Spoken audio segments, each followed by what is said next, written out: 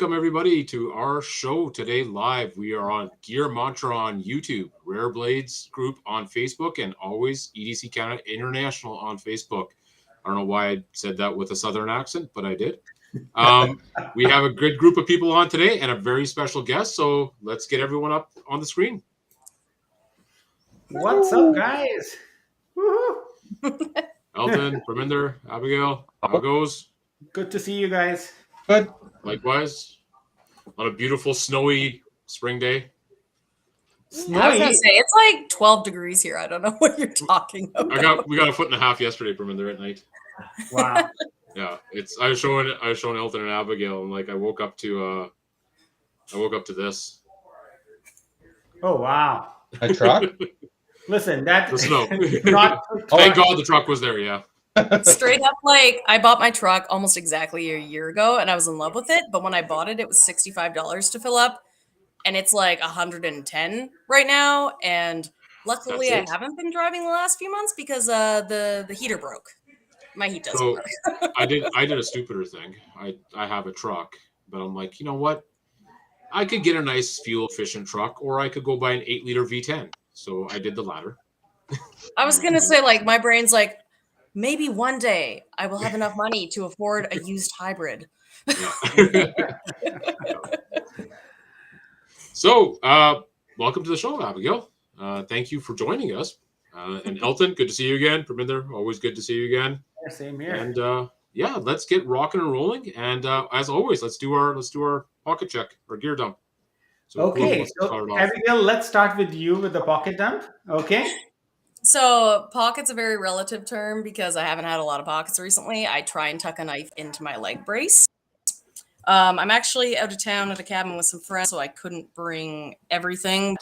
I brought some stuff on theme, as in stuff that didn't live up to my height, some of my favorite shit, and just a couple random cool things. So what I've got here is, so probably seen this one. This was the very first knife I got when I joined CKG. It's my first fancy knife. It's a Pharamforge mini Archbishop. It's got the flicky tab, and you can also do like the spider flicky thing. Honestly, still one of my favorite knives. First expensive one was still only like $120 as far as budget goes, so super reasonable. One of my other expensive ones, and also thought I liked Spyderco before I got into knives. I do like this one. It's the only Spyderco I own that I like. It's I think it's the Spyderco Jet Pro? Yeah, I was gonna say I don't even know how to pronounce it. It's a lockback one, right? The one you have?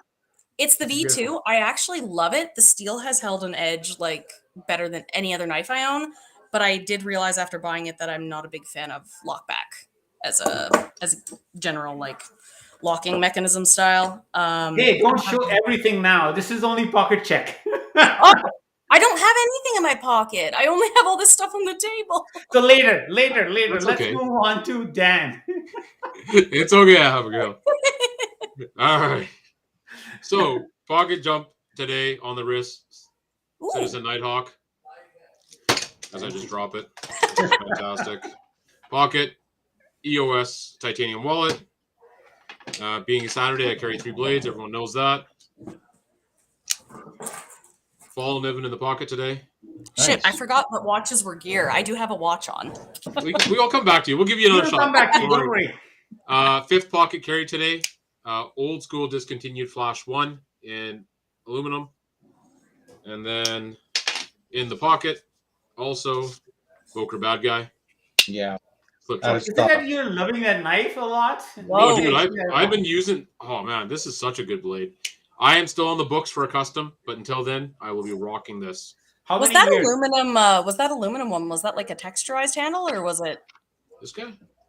Yeah. Yeah, it is. Yeah. Oh, that's cool. I've never seen that. Yeah, these are old, Abigail, like 90s.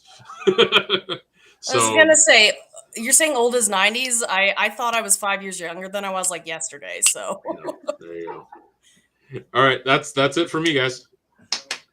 Okay, Alton, you're up. All right. Well, pockets all over today. So trusty EDC Canada patch on my old wallet. wrist-wise, this was another good find. It's a Solar Atomic G-Shock. It's an MTG G-Shock, so that means it's actually got the metal bracelet. Oh, And nice. I got this for the smoking hot price of $50 2 weeks ago. So is that is that a solar charge one? Yep. Yeah, you betcha. Cool. So yeah, I couldn't complain about that. Then I just can't quit carrying this. My Praetorian. Yeah, full titanium handle, titanium clip, and this one's an S35 VN. So the which Praetorian, sorry? This is the T. So Okay. Praetorian T, but the handle, everything, all the hardware is in titanium except for the pivot, I guess. So that one I really like. And then got a ZT 562 titanium. This one's an LMAX. Actually, I just got this one yesterday, and it's got the skiff bearings on it, so it's super flippy. Ooh. Yeah, so I'm pretty happy with this. This one will probably get a custom anno yet. So yeah, this is I haven't even had this 24 hours now, so pretty happy with this one. So that's all I'm carrying for today, I guess. Nice. Big and bigger. Okay. So, yeah. So with me today on the wrist, I had Tegwire Formula One, and then I'm carrying like fixed blade just because Dan always carried 2 on the weekend. So I have this. Oh my God.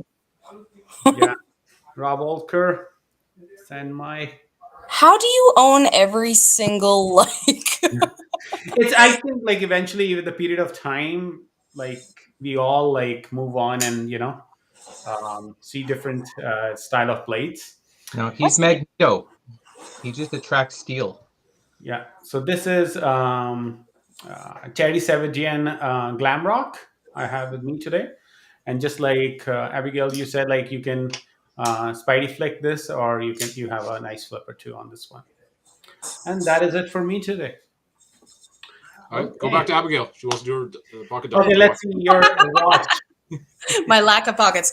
I actually I was never a watch person. I lost every watch I've ever owned, so I just didn't bother. I did recently for Christmas. I got one of the what are these? The Garmin Nice. something or other, Vivo Active, because I wanted something that checked the heart rate and the fitness stuff. I also have a bad tendency of stealing my boyfriend's. It's one of the G-Shock ones. It's like black and gold and ginormous. I have no idea what model it is, but I would love something. I'm really hard on all my shit, and I need tough things. Nice. Okay. So let's see. Okay. Oh, someone. Okay, it is Thomas. Thomas is saying comments are off on the YouTube. Let me check that. And you guys continue talking, Dan? Yeah, for sure. Yeah, absolutely. So today's show, obviously, we're going to talk about some of the knives that were out there that maybe we bought that didn't quite live up to the hype, and then some of the ones that did live up to the hype. You know, the ones that you chased and you really wanted in your collection, or something that you saw and you're like, man, I need that. And when you got it in hand, you're like, yep, perfect.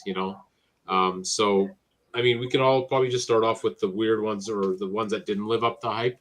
I think we can go with that. I usually get rid of most of mine. Okay, no, I lie. I usually throw them on a counter and they just sit there. I was gonna say, like, who am I talking to? Everyone knows I just don't do anything. I was gonna say I don't know you guys personally, but what I've noticed with all the knife groups is you've got 2 kinds of people. You've got the collectors who, everybody looks for what they want, whatever, but you have the people who own 8,000 knives that I didn't use that one or it was okay, and you chuck it in a drawer and now you just have dressers full of knives. And then you have the people who I have my 5 grails and I only keep 5 and I replace. I agree with you. So, the ongoing joke with Perminder is, did you look at that other box that you found? I'm like, no. I don't want to open it. I don't want to see what's in it. I sent him a bunch of pictures. My brother was cleaning up at my other place, and he's like, found a box in the bottom of a closet. I'm like, oh God, what the hell's in here now? And I showed Perminder, and it was just like knife after knife that I didn't even remember. It was 30 knives, 30 or 35. Yeah. So it was interesting. So who wants to start? Who wants to start with some regrets. Okay, so how about we make it as a discussion, right? Because we might not have, as you mentioned, we Yeah. might have already sold it. But I have like few lists over here, and I would like to start with CRK, Chris Reeve knife. How about that? Yeah. I mean, when it first came out, yeah, I chased it. I chased the hell out of it, and then I got it, and Really? it was a fantastic knife. And is it still a fantastic knife? Yes. Is it the leader of the pack? No. It was revolutionary for its time. Now you can find the same material, same workmanship out of China, right? You can find a nice, high end Best Tech or a Wee Knives or a Riet with a titanium frame lock and an S35 VN blade. So beautiful style, nice draw point, good action, solid work knife. I give it that. It's still, you can kick the crap out of it. Chris Reeve knives. So I'm kind of still at the point where, I mean, I own a ton of knives, but I only really got into the serious aspect of knife collecting once I joined CKG. And that being said, my budget is still nowhere near what you guys. I've never even like seen or touched a Chris Reeve knife, but they do have different models, right? Like Sabenza versus the. So when you're saying like you think not top of the pack, are you just saying generally as a designer, or are you saying like? Well, I mean, if you look at his knives, they still, I mean, other than a slip joint, that other one with that weird locking bar, they're pretty generic, unfortunately, now. Right. When Yeah. they came out, like, he was the guy who invented that frame lock, right? Like, it was just like mind boggling. You're like, wow, that's so smart. And he was like, I mean, that was a very well done blade. The quality control is still excellent on it. But you can find 1,000 now, right? So, What's interesting is that a I'll lot of grab people one while you guys talk. Hold on. is that we talk about Chris Reeves as in the folders, but when it comes to those fixed blades where he's got the one piece hollow handle, you don't hear about those too often. But I mean, in a way, think about the engineering behind that. I think that's something that doesn't get talked about. I don't even know if he makes them anymore, honestly. The hollow handle Chris. I don't know if it pauses me if I'm not on the screen, but I just had to Google what those looked like because I had no idea. There you go. Yeah, no, that's fair. Yeah. So here's your Chris Reeves. I have noticed like what I like in knives, for example, is very, very different from my boyfriend's name is Matthew. It's very different from what he likes in knives, and I find both of us actually don't love the look even of the Chris Reeves knives because it is a generic, very basic, like there's nothing special. He likes the neon crazy color. He loves rasks, and I don't know about rasks. Yeah. Whereas I like clean and whatever, but they're almost boring, which would be fine, but not for that price point. Yep. How does he justify the price point for the? Well, he's the granddaddy of this design, right? So it's just I did it first, and I've been doing it long enough. So give me thousands of dollars for. Correct. Okay. Or... I think that's why you see so many on the secondary market is people have a lot of buyer's remorse. It's like fishing Friday, Toonie Tuesday, or Thirsty Thursdays. You see them up, It's like people are like, why did I pay $700 for this? So yeah. I wouldn't buy one if I could find one cheap enough, I'd probably just get into it just to see, but I'd have to get into it cheap enough. Definitely. I mean, they're done well. Like, I'm not going to knock the quality, right? Like, the tolerance is really good. The design is nice and straightforward. Good jimping, rounded on so no sharp edges, nice and rounded. Good design on the lock, right? Decent action. It's not like on ball bearing, so it's not going to be drop shut, right? But it is nice and you can still flick it. As somebody who's only still like in the beginning stages of learning serious collecting, I'm still at the point where I'm figuring out, okay, what blade steels do I like? What kind of flipper tab do I like? What blade styles? That's the best way to start. And honestly, and this is S35 VN, and 90% of people, this is an Instagram picture, right? So what does blade steel really matter if you're not going to cut with it? And that's the one area, like I've learned a lot since joining the group and talking to like people like you guys, a lot about most aspects of with knives, but I'm still very, very limited in my knowledge of steel and what that does. And how that impacts everything. Yeah. So Yeah. since I started that topic of Chris Reeve, right? Because a lot of people they're not like that happy with certain models like the Sabenza. I would say like it didn't live up to that hype for me, right? Personally. But there is one model because I literally owned every single model other than what's the name, like Lock Tech or something, and that was like so bad. I wanted that, like it was a special design. What was the name, Dan? Which one are you Which talking about? has Chris Reeve made a very specific. It was a kind of a slip joint, but it has a special lock at the back with a um, blue connecting. Oh, that weird little drop pin lock Yes, thing. yes, that's Uh, the only model I didn't try it so far. and I didn't. But I've never tried it either. I know which one you're talking about exactly, but the name yeah. escapes me. But for me, which actually live up to my expectations in the entire CRK lineup, was this Manandi, right? I hope I'm saying it right, because I think like this is a very Hmm. cool little beautiful knife, right? I think this live up to my expectation due to this fact that it is a um, nice gentleman's knife, and you have a nice clip on it, and you can carry it literally anywhere in Canada, and people will not be like, oh my god, you're carrying this big knife, right? So this definitely, I like it. Like this one was one of the exception ones I have, and in production I still own it. Remember, someone got the name right. It's Tylock. Yeah, Tylock, thank you so much. I don't know who And that it was has though. to be, who's that person? Let me think. I know what a slip joint is, but Oh, I've never thank you, actually Tylock. Yeah, that handled was one. Tylock. Yeah. We'll So I'm send not you one, sure how I Abigail. feel about You them. gotta get a slip joint, at least one. Get a modern slip joint. Or you can get like 600, and then you don't have to worry about ever. Honestly, like I joined the knife group and I was so excited. And initially everybody was talking about meetups, and then COVID hit. Yeah. So I'm still waiting for a Nova Scotia meetup where I'm just like, can I touch all of the things? Because I need to know. You should come over here to like the Ontario meetup, because we are planning to do like maybe this summer we are going to. I'm planning to do like the EDC Canada and Rare. It is going to be a combined meetup. So let's hope, Where in Ontario? like in GTA area, in Toronto area. I probably I'm still waiting to hear when my spinal surgery date is this year. Yeah. But pending it not being there, I am going to be in Ontario likely in July or August. You So guys are gonna have to rent a hall. Yeah. yeah.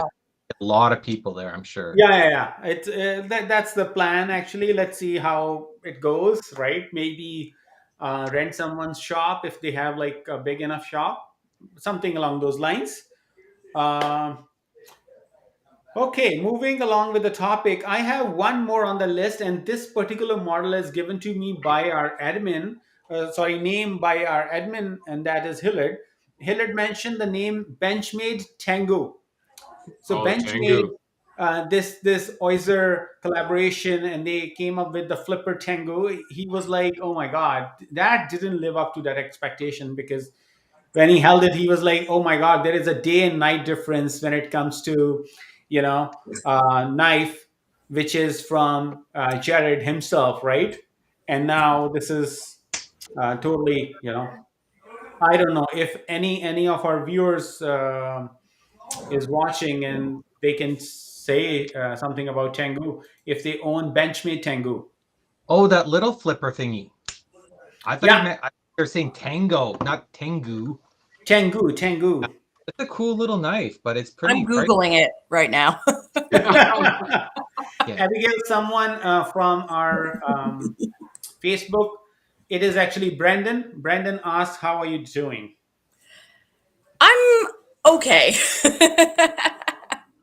All things considered, I'm doing better than I thought I was going to be doing, 4 months ago during the accident. But Mhm. it's one of those things that some days it's very much like 2 steps forward, sometimes 1 step back, sometimes three. Yeah. It's progressing. I'm happy with how I'm doing. I think I'm doing everything to the best of my ability, and I'm working at everything I can. and I'm getting better. It's just I wish it was faster. I'm very impatient. My physio, my treatment team keeps saying like, oh, it's only been like 4 months. I'm like, yeah, when am I going to be normal? Okay, let's see. Somebody said, like, what about Yellow Day Energy? Yellow Day Energy, they don't make knives. So, but their product, it's Skylar. Skylar asked that question. Skylar, I know why you asked that question, but thank you for asking that question. Isn't that the company that did a bunch of spinners and things? I can't remember. Is that the one? Yeah. That's the one. Okay. Yeah. I would comment, but I have no idea about any of that kind of stuff. So Okay. Well, Any other Yellow brand what, you sorry? guys? Huh? Yellow what? Yellow Day Day Energy. Aren't they I've flashlight never manufacturers? even heard of half of this. Yeah. That's the same Yeah. people. Like $1,000 flashlight? That's right. Yeah. Yeah. Hey, Mhm. look, some people get talked into $1,000 flashlights and then regret it for the rest of their life. Just leave them alone. I was gonna say, like, if I ever win the lottery, I will buy one of everything ever to try it. But like, Olights are generally out of my budget right now. So I got suckered into a nice flashlight. I should have grabbed it. There's a regret there. It sits on my shelf doing nothing. Your lap? No, that Yeah. other one. No, the LEP I use all the time, man. I love that. No, I bought this all titanium, customized, God knows what, that you have to twist, bop, and do something to get into a sub. It just sits there, does nothing. do you guys use flashlights like at your job daily, or is it? Yeah. Well, not daily, but I do. I I was carry. gonna say, like, if I needed it for work or for a particular hobby, I could totally see investing into it. But The i3T I carry all the time, just a little guy. And then I have to go check on properties and stuff sometimes, and I use that LEP. I got to use a thrower, so specific for what I needed to do. makes Yeah, sense. I got a through night, and because it's got a magnetic base, so if I'm inside something fixing it or trying to check it out, I just bop it up here. And these are only $50. So if you want a good alternative to an Olight, check out Through Night. You know, this one's held up really well. It's got the awesome clip, magnetic base, USB rechargeable, and it's half the price of an Olight. I do actually. I do own one Olight. I don't have it on me, but it's very small. Like it's Yeah, it's probably maybe the 3 inches. I'm very impressed with the quality and the light output and everything else. It's just when I was working, I mean, on the road full time on night shifts, you do use a flashlight at work frequently. But I had one from Home Depot that I think cost $20. Very long, skinny pen light, but 50-foot beam. Like I really didn't need, and it cost me I think like $12. Like most of the time for me, it just doesn't make sense to spend that money. You're going to lose them or damage them or whatever. I mean, especially if you're at work and you're getting in and out of a vehicle, you know, get snagged and you're going to lose it, and it's going to be miles down the road before you figure out, oh, where to go. So, So we have to, well, we don't have to carry a knife for work, but typically we would just to open packages and boxes. You'll use your knife all day. But when I first joined CKG and got into nice knives, I was bringing my nice knives, and I think it's still a running joke at work because I lost every single one of them. Everyone. They all turned up within anywhere from a couple days to a couple weeks, but some of them were like, one of them was inside the money depositor at a bank, and I got it back 2 weeks later when the crew finally looked in the secondary depositor. Just follow you around and check wherever you parked. Yeah, exactly. It's gotten to the point that, like, before the accident anyways, I would come in for a shift and whoever was in ops would be like, hey, so we have these things here. Are they yours? Like, everybody assumed it was maybe yours because you lose everything. That's too funny. Dan, any other brand which you think like didn't live up to the hype? Brand wise, no, I have some specific examples of knives. Yeah, let's hear brand wise, like specific knife wise. Brand wise, I'm pretty happy right now with most brands. I mean, some of the Chinese brands not so much. Even are you happy with, like, I know, like, originally when CRKT started, it was like crap. And no, it wasn't. I don't know why people think that. I'm not a big fan of CRKT, but the like old CRKT was good. Yeah, the new CRKT is not as good. Right. So Here, give me a sec.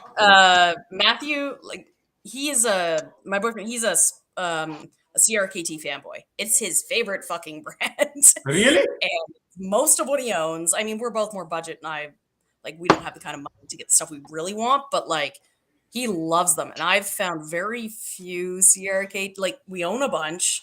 I don't like most of them. They're not a huge. They either feel a little cheap, or they're just a little. They're trying too hard. Like I see a lot of their knives as trying too hard to be super tactical, pretending to whatever. When you're just because it's CRK2? blacked out and has like multiple buttons doesn't mean it's that useful or a good knife. The Petrocan knives. Yes. So here's one of the ones I regret. Oh yeah, we have one of those, but it's black. Right, and the reason I regret it, so I don't mind the blade, I don't mind the VEF serrations, I don't mind the double quillion, right? I hate the stupid lock. Yeah. The auto engaging safety, so like, oh god, this is like the worst. Perminder knows how angry this knife makes me. Yeah. This is Why have you kept it? Because I keep everything. These guys know. If I don't like it, I just throw it in a box. You're one of the knife hoarder people. Okay. Yeah. So this knife, like, it's a good design. You know, it's got the 4-carry clip. You can actually still use it as a pocket grabber if you reverse the clip, right? It'll still snag your pocket and open up. But like, I have to unlock it by pushing this down, moving this over, and then finally get it to go. the struggle is real, eh? On this one, yeah. And the thing is, traditional CRKTs, this wasn't auto engaging. Right? You see how it just snaps in? Yeah. The old CRKTs didn't do that, right? And as for people that always say, oh, whatever. So this is, what is this made out of? I don't even know what the hell this is made out of nowadays. So that's a new CRKT. This is an old CRKT. Ah, the Oh. attached ATS. wow. That 34. looks entirely different. I got rid of one Right. of those. And it's ATS 34. And aluminum. And I don't know aluminum what that handle. means, but it looks really nice. Higher end steel. It's all metal. It's got great jimping, good design, great purchase, right? This is CRKT back in the day, and people forget. So what happened? Did they like outsource to Just somewhere price else to make cheaper stuff, or did they just? They were very, like, when they first came out, man, these guys, I loved these guys because they were doing something that no one else was doing at the time. When the M16s came out, they were like $86, I think. Mhm. Yeah. And people were like, you get a cool, good quality, like back in the day, OS 8, I mean, good knife and cool looking for that kind of price. And you had a good name behind it, like a good designer. Like, this is a Kit Carson design. Mhm. Great designer. And you could get it affordably. And it changed that knife scope.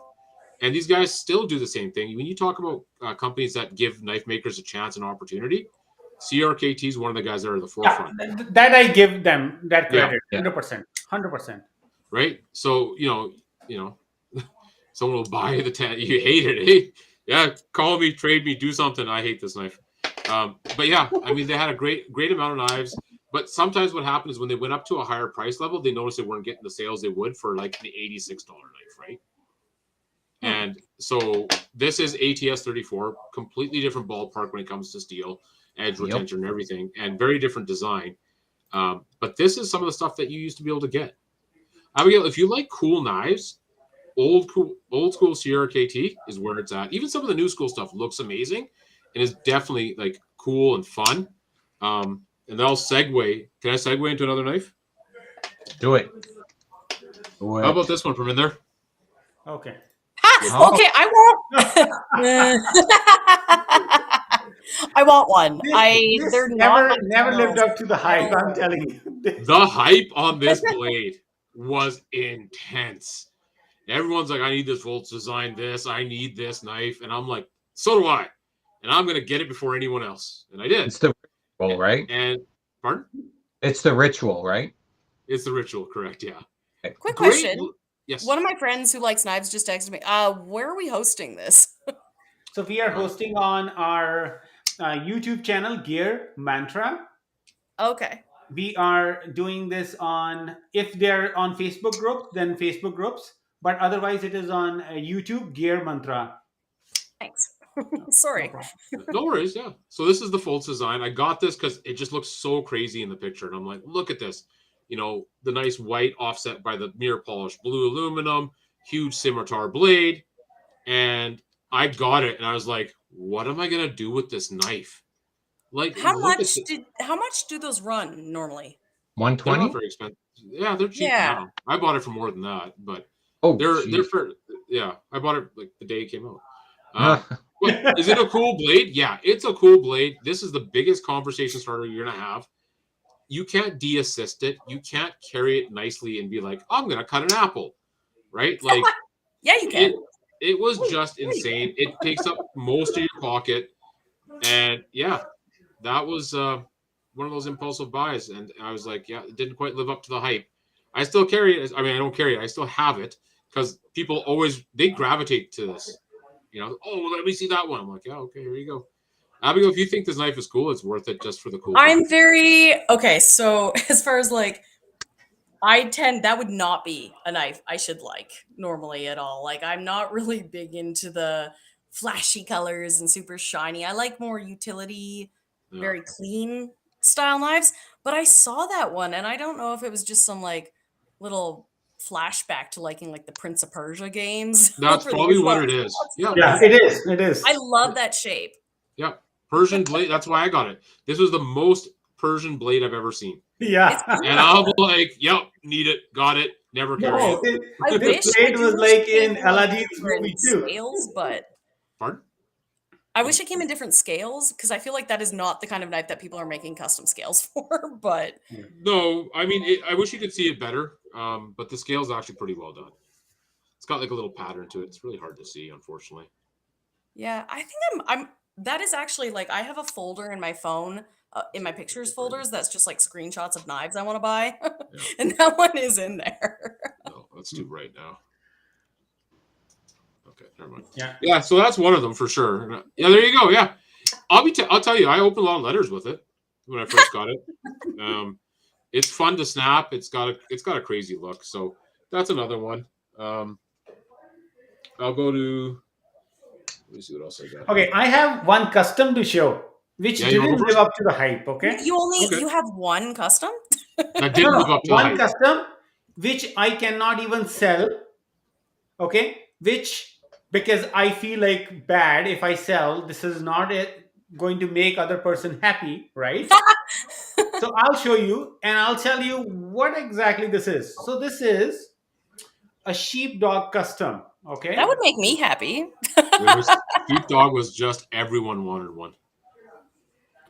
That's So look, cool. This is a very cool knife. The reason I don't like it, I'll just show you why. It has a very early lockup. Can you guys see that? It's barely Yeah. even touching. Well, so that's a frame lock, but Yeah, it's an early, very, very early lockup. And because of that reason, if I try to push it down, no, it's a solid, right? But at the same time, I don't want to sell it and tell like someone will come back and tell me like, oh, Brahminder, you sold me, you showed me, but I feel like it is going to fail on me. So I kept this. This is money blocked for me. So I will never buy. okay, but Parminder, like if somebody buys that and they're worried about it locking up on them, that does not look like the kind of knife that you should be using as a pry bar. You shouldn't be worried about like Parminder, can you do a side by side with me and you? I'll put up the CRK and you can see the difference between a frame. No, I cannot. There is no way to do in this. No, one. okay. Yeah. So there you go. Yeah. Now, Parminder, hold yours up. No, yours is very solid. I know, but I'm just trying to show the difference between yours and Parminder's is essentially like the hair trigger version of. Yeah. So it's not that it's disengaging, but like some people do not like early lockup. They detest it. This is a beautiful knife. Don't get me wrong, but I would hate early lockup in a knife I keep in my garage to like pry shit open. But here's another thing, okay? Not this early lockup, but a lot of makers started making early lockups due to this reason, because with the usage of like overusing, like over the period of time, if you use it, right?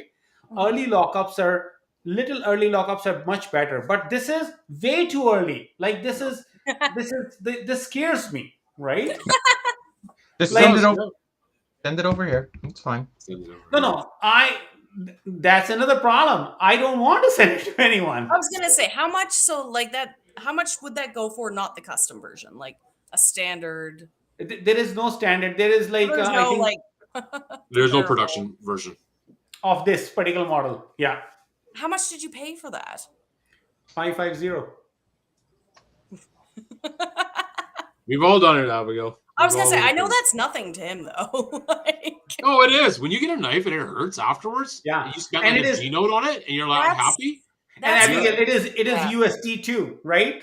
Yeah. So I was gonna say, yeah, no matter if you're spending like what your budget is, if you buy something and it doesn't live up Correct. to what you wanted, it's so Exactly. just this knife, maybe he's making great knives and maybe he's making great models. But after this, I'm not buying Sheepdog Custom.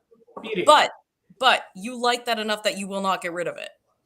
No, I don't like it. If somebody wants to buy from me, I'm more than happy to sell. I'm saying it right here. But Abigail, a lot of guys worry when they see that little micro. Yeah. They're like, Yeah, I don't but want it. That's we have- early lockup. I'm not paying $550. I'm Correct. like I am such I'm very much a use your shit person, but I'm also the knife is not a pry bar person. So like Correct. I I would agree. carry that. I would love that. That's beautiful. I would not carry that at work.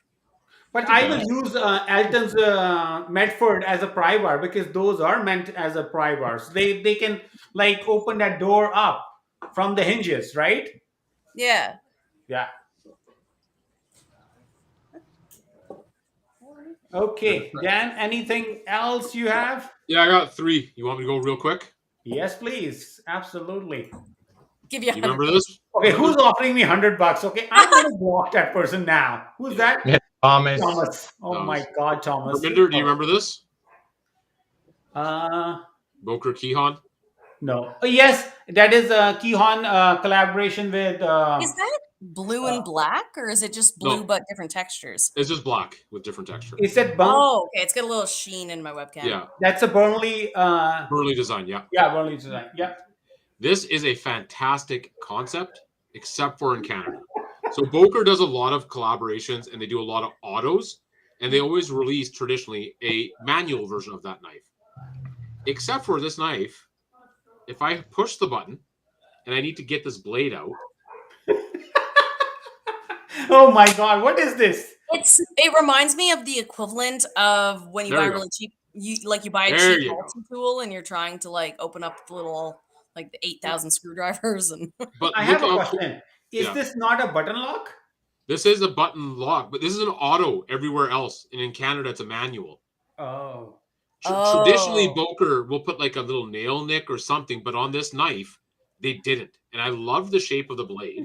it's yeah, Right? the blade shape is beautiful. Like, it's a cool looking blade. It's nice, and it's definitely like one of the hottest selling autos out there, because in the States you hit the button and it goes. But in Canada, what the hell am I opening? How am I getting to this? Like, and Okay. this is all molded and crowned, so I can't grab it. So I have to do this. Push the button. There we Okay. go. So here's the thing, right? In the button locks, usually like the blades are so loose, right? If you Oh, look yeah. at like Rod Olson design, it will if No. you You got to remember, those are button locks. This is a converter auto. They're two Yeah. different things. When This you say doesn't- auto, when you say everything else is auto, I'm like explain like I'm 5. Okay, so this knife traditionally is Yeah. an automatic switch. This is a switchblade, traditionally. Oh, so you hit a hit- button and it pops. You hit normally. this button and it fires, Okay. right? But Voker always makes legal versions for other countries. Which And is traditionally- nice. A lot of and tradi- places don't. Yeah, exactly. So, but traditionally they always have like a cutout or something where you can get your hand on it, because this blade is not coming out unless you push this button. So I can pull on it all day. I can, But there's nowhere to grip to actually hit the That's- button and pull. Yeah. th- Okay. and that's what they messed up on this model, and that's what peeved me about it. And I was like, what the hell? Like, usually they don't do that, so that kind of pissed me off. Dan, do you Yeah. have that crazy big cleaver still with you? Are you going to show that, or you Which sold it? The cleaver No. which you cannot pull out of your pocket. Remember? Oh, I threw that across the table at a CKG meeting and said someone can have it. The Mastiff, the Seville, oh, that piece of crap. Yeah, I got stopped. Oh wait, they're bad. I like the blade shape. I was hoping to pick one up at some point just to see, but No, If you blade like shape it is just cool. it's fantastic looking, but if you put it in your jeans and try to take it out, it's not coming out. It gets stuck in the corner of your jean, and you can lift your pants up and yourself. oh wait, off no, the yeah, ground. I did actually. I forgot. I did fucking get a hold of one, but Okay, let's see what else you have, Dan. Okay. I think this is, and I don't know if you guys are gonna agree, but back in the day, the hype was always about one company, Cold Steel. Lynn Thompson slamming stuff through doors, and everyone needed a Cold Steel. You weren't badass until you got one. So, did they live up to the hype? Yeah, they're hardcore, but what are you gonna do with something like this? This is a Vaquero X Grande. This is a Gen 1, by the way. So this didn't come with a pocket clip, right? So this comes with a sheath to put in. So I had to which is weird, right? 'Cause it's a folder with a sheath, not a. Yeah, but that was Cold Steel. That's how big they were. And so this went inside my pocket and clipped on or on my belt. And then you took out this. That scared the bejesus of everybody in the light, around you for 20 feet. So this was I don't know if Abigail, if you ever saw the More Proof videos. Which, sorry?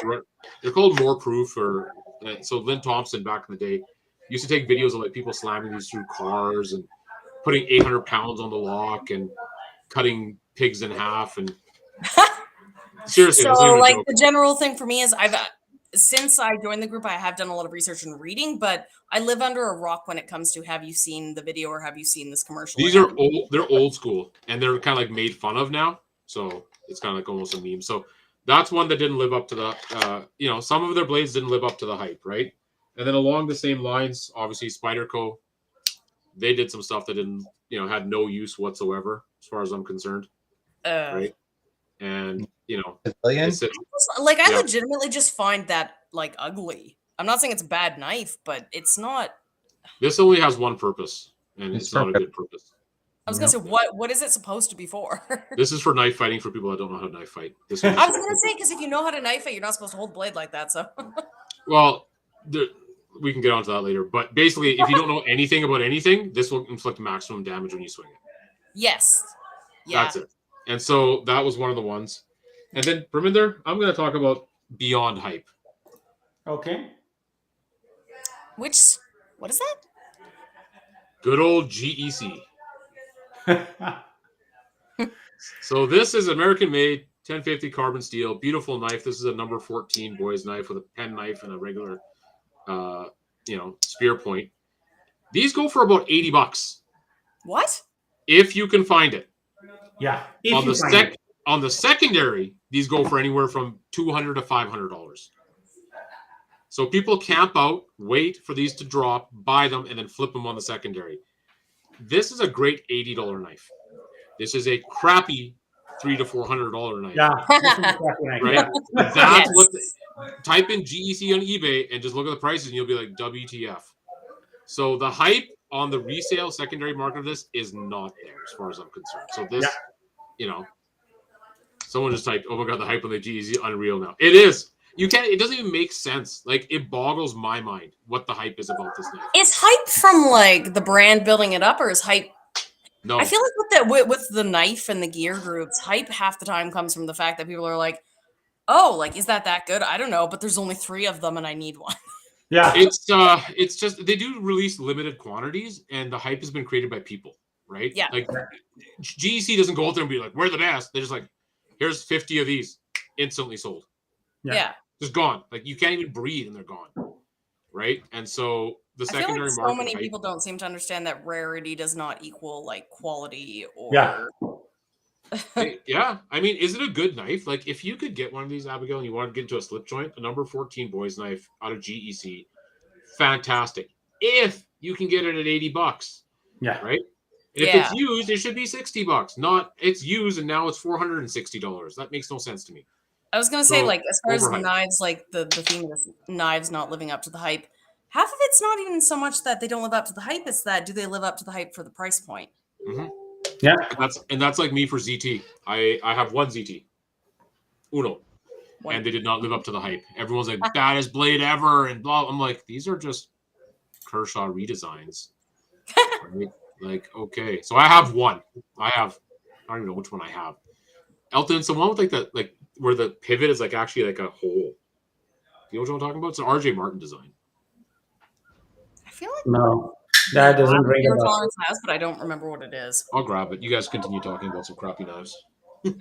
bell. Abigail, do you have any particular model which you feel like, oh my god, this didn't live up to the hype for me? I do, and which is, to be fair, my knowledge base is a little limited in that area, but I've had a couple that my price point at this point in my life, especially now since the accident, is not high. So as far as grail knives and stuff, I tend to just generally try and keep my knife budget under like okay, so I probably owned 50 knives before I joined the knife group, but then when I joined CKG, I spent like $800 in the first 4 months in the group.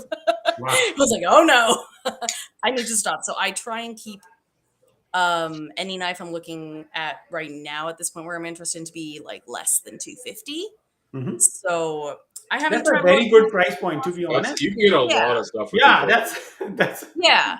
And right now I'm not even like buying anything at all, but that's been the general idea of the last year. And there's been a few things I've bought most used because from the group, I figure if it's in okay quality and even if it's not, if the price is reasonable, I'd love to get my hands on it, try it, see if I like it to go from there. Seville makes overall, I really like their knives for the price point. But I bought God, I'm Let's see. brain freezing on what knife this even is right now. But I bought this Oh, wow. Very nice. from Seville. I And know a friend who is a big fan of Seville. I think Danny bought also something similar. Damascus. I actually have a bunch of Seville knives. They're for the price point. I really like what they make. But from the pictures I saw of this one on the website and versus actually getting into my hands, the Damascus is, I don't even know if it's real Damascus or if it's just Show a little bit up. Do a little bit up. Yeah. Now we can see. yeah. So it looked beautiful on the pictures on the website, but once I got it, this thing feels cheap. And it's Of the only course. Seville knife I've bought that feels like this feels like I should have bought it for $20 at a gas station, not like $100 for like I was like, oh, I want something Damascus really bad. Like it's beautiful because I've watched all these shows and I was big into medieval shit and I was like, real Damascus, awesome. This feels like it's made of aluminum. And I love every other Seville knife I have, but this is, and it's super polished, which I wasn't expecting. Feels very delicate. I actually really ergonomically, I don't care what brand it is. I hate this style of handle. I didn't know I hated it till I got my hands on it. Until you held it. It does not feel good in my hands, and maybe that's because I have child size hands, like I wear child gloves, but this is awkward. And not to mention, Parminder, you have so many knives that I love that have the natural wood, bone. Like, that's some of my favorite handle materials. This is wood, but it feels almost like plywood, and it's not even, I thought it would be like sanded. This thing feels like if you bumped it on something, it would give you splinters. Yeah. It's, And I was very I'll sad. tell you and tell us like how much you spend on this one. How much you I'm spend? trying to remember. I feel like it was like somewhere in the like the 1 to 150 range. It wasn't awful, but I got it and was like, I wish I hadn't bought that. Yeah. Which It it's became the only awful. Seville knife I've had so far that I've had that issue with. A couple other ones real quick. Spyderco. Okay, so when I when I joined the group, I had mostly like Canadian Tire knives, right? Buck. I have a lot of buck knives still. I was like, ooh, Spyderco is really cool. And then I bought a couple Spydercos, and I know there's a lot of Spyderco fanboys on these groups, but overall, I've hated like almost all of them that I've handled. Oh, wow. Like aesthetically, I don't find many of their designs appeal to me personally. They don't feel cheap. They feel fine, but a lot of their knives have the lockback style. I've just decided like it's not something I really like in a knife. I find I can't even Spidey flick the Spydercos I own because the hole doesn't work for me. Like it's just not. It's not so much that I think they're a bad knife for the price point or that their quality shit. It's definitely something that I've realized I won't buy again much of. Like Abigail. I like my Chaparral, and that's pretty much the only Spyderco. And Cold Steel. I own one Cold Steel, and I bought it. I do love it. That's a great knife. I have I two love of them. this. I have But two of that them. being said, I think this cost me. I actually bought it like from them and shipped through the States and stuff. Oh, And by the yeah. time I paid for everything and got this in the mail, I was like, I like this knife. Great knife. Love the blade shape. Love that they do the pour plastic. It's not like two pieces melded. It's you can tell they actually do a mold. Yeah. Feels tough. Feels great, but it cost me way more than I wish I'd paid for something this size and this material. It's cute, but I don't hate cold steel, but until I see some designs from them I really like, probably won't get another one. Abigail, And I'll show yeah. you a cool cold steel later. Oh, and this isn't like a brand thing, but I can't remember what model it is because I don't have it here. But Matt has Best Tech he really likes, and to use the damn fucking thing, you have to like have a button and the like a frame lock or a liner lock. I don't like knives that I have to struggle to open or struggle to close. Nice. And I don't know if that's personal preference or if people like, but I do not use my knives as pry bars. I have pry bars. So I don't like knives that are difficult to open and close and use. I don't like stuff that feels like it's going to break or it's cheap. And ergonomically, I feel like that one's a hard thing to measure because everybody has preferences. So there haven't been many. I plan to get rid of this. I really don't like this.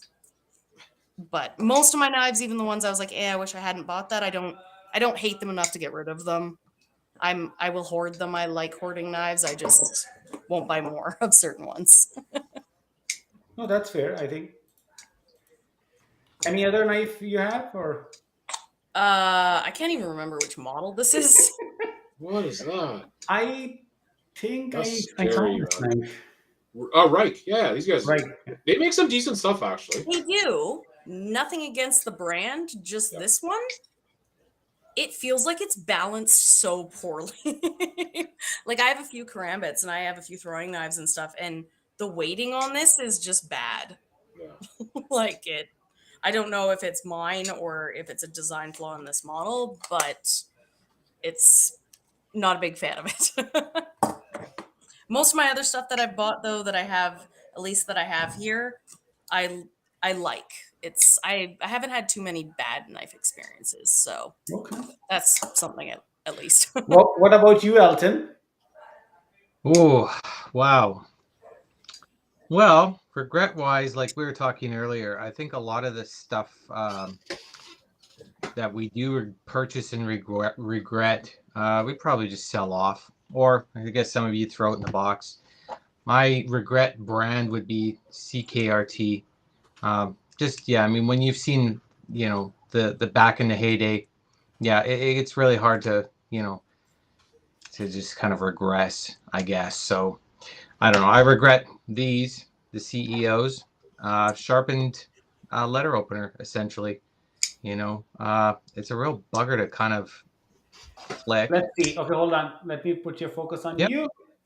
There you go. Yeah. So these little CEOs, everybody and their dog seems to have them. Okay, I like and those. Are they worth? It's on one of my purchase, like my wish list. So It's a $20 knife to me, personally. fair. Well, it They've depends, got right? I have it too, but I go to the office every day and cut letters open with it. So to me, it's fantastic. They've got the flipper versions, which is definitely an upgrade. But this one, yeah, So you guys like just out of curiosity, you all carry knives, obviously. Do you have to for your job? Is a knife? No, I do not. Okay. So like my opinion is when I look at knives and what I want to buy, I always carry a knife regardless of my job. It's never mattered. But that being said, like the crazy one, the big white one, Persian style. Yeah. Like I would never carry that. I would like to own one because it's funky and it's not my normal style. I would like one, but I would never carry it around. Whereas Matthew has the exact opposite thing. Like every single knife he has looks like that, and he just carries around. I was like, what do you do with that? Some people like to carry it around. And like he'll whip out a 6-inch like neon blade and be like, yeah, I'm cutting my fruit. So I mean, you can use a knife for whatever you want realistically, but I feel like stuff that lives up to the hype or not, isn't that entirely personal preference? It's not so much of a quality thing. Like, Sometimes it can be. Sometimes someone will make something and it just turns out to be horrid. Like, you see what's all the the most designs. recent big blow up that everybody was excited for that super shit the bed? Has there been anything like something that people were super anticipating on any of the knife groups that it came out and people were like, "Oh, this actually sucked." Is that common or is that It happens. The initial fad wears off and you can't sell it for anything and Yeah. sits there and dies on you. Yeah, it happens. I think we lost Elton. Yeah. He will join. I This think, was yeah. this was a ZT I was talking about. Okay, let's see your thing. Like, why is this here? Why do you have a hole in the pivot? Have you guys seen that Spyderco knife? It's one of those random ones that most people don't own, but it's got like 80 holes in the blade. I'm not sure. I'm gonna try and find it. There's ones that had like cutouts and patterns and webs and stuff in the blade. That's back in the day. Dan, Yeah. somebody asked this question about the ZT, right? We didn't talk about ZT, like how amazing that brand is. I think we should. Well, that is the one I just showed. This is that the Yeah. whoever said that. Yeah. This is. I mean, what it was. They were talking about this like the best knife ever, the most durable knife ever, the most bad. I'm like, they came out like this is a good knife, but it's not what you're describing. It's not the tank of all tanks, and it's not this. Yeah, they were okay, but they weren't. The hype was just like that's the last knife you're ever gonna buy, and you could disassemble tanks with it, and it wasn't. It was a good knife, and the hype was so high that I got one, and I was like, no, I'll keep this on the What's shelf. the price point on those? A lot. Oh, okay. I was gonna say like I think what were these back in the day? The 609s. I think they were. I don't even remember. They were up there, like 300. I think these were like brand new, about 300 US. ooh. Yeah. Yeah, those are like expensive knives. Those are expensive. But I'll be honest with you. I own like literally every single model in the ZT back in 2018, 2019. But they definitely didn't live up to the hype. Personally, for me, I was disappointed by Spyderco, but there are only one or two models which I sold literally last because I thought like, okay, you know what, those models are really good. And but other than that, I was on the edge about Spyderco quality as well, especially the liner lock one. Like the liner lock, I feel like their liner lock is very very thin, Mm-hmm. right? They are not that, they don't feel that solid, you know. What's your favorite lock type? Like I prefer like frame lock or Mhm. liner lock. I can like, I have like literally everything in my collection, mostly frame locks. Mm. But I do like liner lock, but the quality on those liner locks are like exceptional, right? um yeah. But in the Spyderco series, I didn't like it. I don't know why. Is there any consensus on like what the tankiest kind of last knife you'd ever buy? You can use this to cut in. Is there a general agreement on like this brand makes that kind of knife or this? Nope. I was gonna say because I I don't. got into CKG because one of my coworkers was very excited when they found out that I was a knife person. And what are they? He likes. Oh, I'm blanking on him. Damn, it's one of those brands that like general price points like the 5 to 1,000, and he only owns like that entire brand. And he says they're one of those super strong, tanky, tough knives. And I'm trying to remember what it is. One second, I'm just gonna text them. Tanky tough knives. Dan, do you remember those knives? Hinderer. He's a Hinder. Hinderer. Oh, Hinder. Yeah, they're good. And they make like he's shown me all his knives. I think they make decent knives, but they don't seem any tougher than that ZT or anything else. Tough is a relative term. Yeah. So is there a steel type that would be the best for? No, nothing. Nope. It's just literally entirely personal preference. Remember, the higher the steel Rockwell, the more brittle the blade, right? Right. Hard to sharpen. If you get a nick in it, you'll be swearing. And some people are like, "Oh, Os 8 is disgusting." Just sharpen it on a rock, man. Right? And it'll keep a decent edge, and you can beat up on it, and nothing happens. It's a good blade. So it depends on what you're doing to your knife. I carry like Abigail. One of the things I carry always is a sharpener. That's a DMT diamond card, and I can sharpen anything. As soon as I feel it dragging, I can sharpen. You know those little like diamond stones? I have like a red one, a green one, a yellow one. They've got the whatever. They make keychains, and I think I have the red one on a keychain. But as soon as you feel an edge turn, smack, smack, smack, good to go, right? Yeah. I mean, but I have then you need a knife where the steel isn't as strong because. Well, you can still do it. It'll just take you longer. Right? So brittleness, though, like I thought, hardness kind of increased brittleness. It does to a degree. Like, because some knives you can't really sharpen easily, right? Like, some steel types you can't really sharpen very easily because they're very. I'd rather have. I'm trying to find a balance, whereas like that Spyderco Jet Pro one I have, that's sharp. I've never needed to resharpen that. I like whatever that steel is, but it also feels like something that I don't know if I would want to like just be whacking away at a knife sharpener with. So that's going to take a while. I think just more learning about. I think like I find like S30VN was like really, really good steel. I love that steel. I have that on my fixed blades, which I carry for camping. And yeah, I think it's very difficult to make that knife dull, like S35VN. It seems to have a decent price point too. Yeah, it does now that a lot of other right. Now, originally when they started, they were like the most expensive ones, right? But now they are really decent. Yeah. Absolutely. Like my favorite steel is 1095. Yeah. Take a piece of 1095 out there and hit it with a hammer. Nothing ain't gonna happen. Even if we are talking about steel, like I still like CPM 154. I still like ATS 35. I still like AEBL. What's the difference to me? Abigail, here's the funny thing. I always say this, and I don't care if people like me for it or not. If you can tell me the difference between two knives with a one Rockwell hardness, I'll give you the knives. Yeah. Yeah, go for it. Tell me which one's better between one Rockwell or even two. Tell me. And if you can, take them both.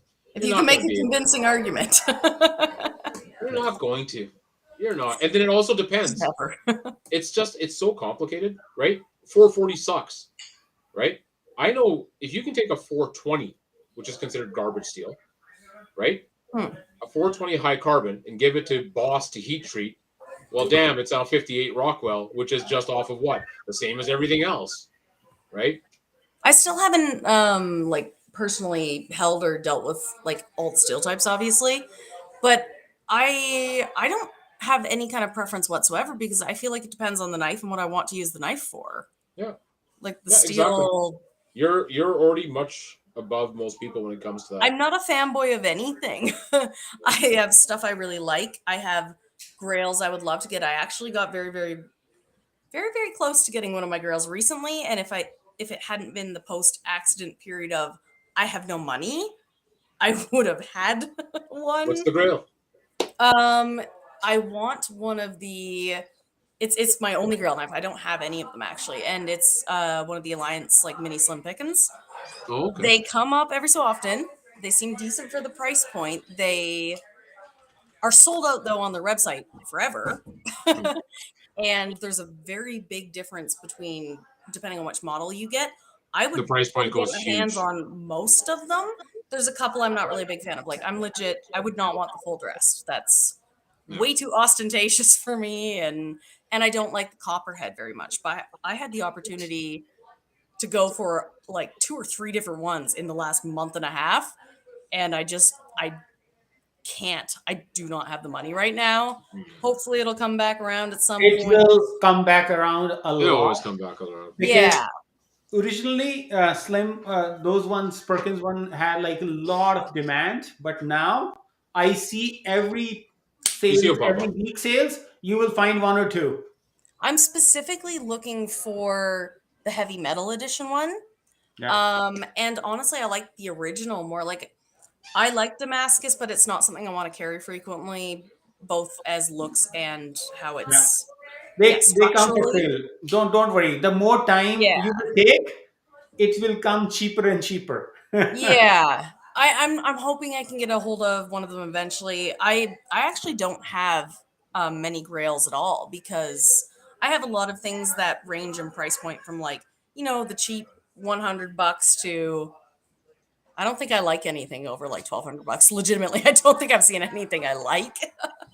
But most knives I've got because I like the look of that or whatever. The closest thing I've come to getting knives that I consider not even a grail knife like I was looking, but I will keep this forever is I got a hold of one of this tiny little thing through somebody in the group.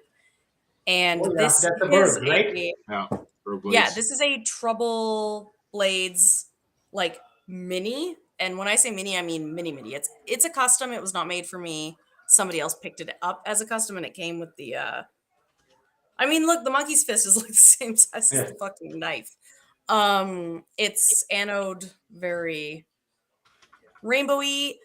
Not even the anode or the I love this blade. I love the shape. It is sharp as hell. I don't carry it frequently though because this is my most expensive knife aside from the 4-foot cleaver. Like even used, this was not cheap. And the only other one that I will definitely never get rid of, one of our group members, Jonathan Stiles, the Newfie knife Nice. maker guy. I fucking love this thing. I will never get rid of this. This is amazing. It's a brass handle on it. Yeah, so I got one of the ones with the brass handle. Nice. It does mark up very easily in the sense that like this thing is mirror the whole thing, so you touch it and you have fingerprints. I'm not normally a shiny gold person, but the weight.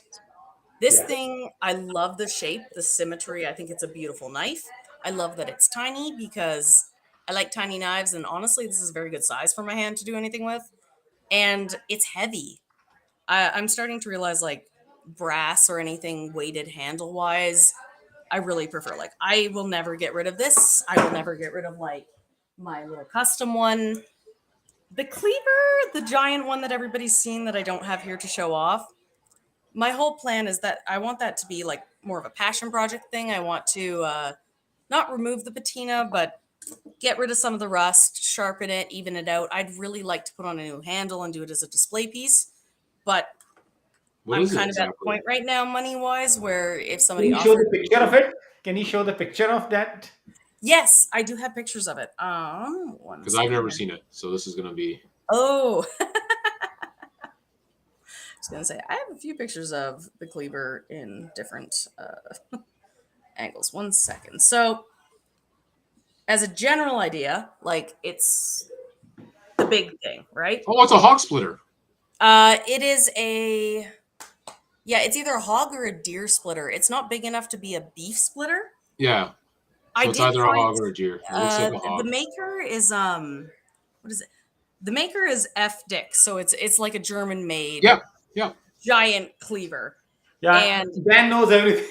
yeah, so I They're did some, very popular in the States. Like people go crazy for those, and they do some amazing resto mods on them. so and that was the whole idea was cleaver definitely my favorite blade style. I don't care if it's this big or ginormous. I like it. I like carving wood. Let me grab one. I want to learn. I like sharpening. I want to learn about refinishing. And I was trying to do some research into finding out like how much these things cost. And I found one on Amazon, like a new one, and it runs for like $640, Oh, which easily. that Hog was splitters given go. to me. Like my Hog dad splitters go for $300 to $500 just used and abused. Yeah, my dad just like gave that to me. And yeah, it's not in amazing shape, but it's one of the old ones from looking at it. And it's hog splitters, I think, are what traditionally like 12-inch, I want to say 14. approximately.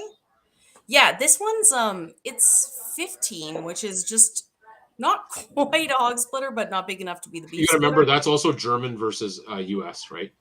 Right. And I know it's not the original handle that's Yeah. on it. Yeah. My dad got it from some old guy. He was helping like clean out his farm garage stuff. He Yep, gave take him care that of in that one. exchange for some woodworking, and then dad gave it to me. And it it doesn't have original handle. It's just original steel. As much as like I hope someday I'll be able to refinish that, it depends on honestly how this next year goes as far as money and health stuff and whatever. I might be looking to sell, but I don't even know how you would get rid of that thing.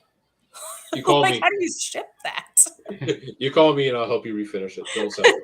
And be like, well, you can like drive here to get it, but I know I can't put that thing in like to Canada Post. It will not. Yeah. You can. Ask for I've sent Perminder axes before.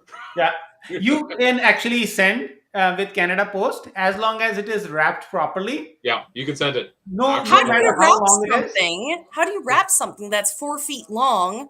you And can You can. Like- You can get you get box and you cut them up and you make cut sure it. the head's Yeah, wrapped cut it up until- and yeah. and yeah. You can And do then it. you have to pay how much to ship it because that thing is fucking 40. heavy. About 40 30, bucks. 40, 30, 40. You're talking I to guys have that do this all. We do this like on daily basis. Yeah, it's not that bad actually. It's Abigail. not that bad. Well, Like I'll tell you shipping something. giant things is not actually as awkward as. No. I know I have more pictures of this thing. I'm just trying. If you need help restoring it, let me know, and we can get it restored. Don't sell it, man. You're never gonna see that again. You're never gonna. Yeah, you will never see that again. Yeah. You will never see it again. They're so hard to find. My buddy just texted me and said, showed the dirty cleaver picture. So this Okay, was hold the I can't see. cleaver because I You was cannot trying to see. do a how big is the knife? Oh, okay. I see what you're doing. Yeah. Like it is the blade is here. No, it's a. So- If you can hang on to it, honestly, like you'll come across a hog splitter once in a blue moon, Are especially they in North not America. common? Where do people even buy those and why?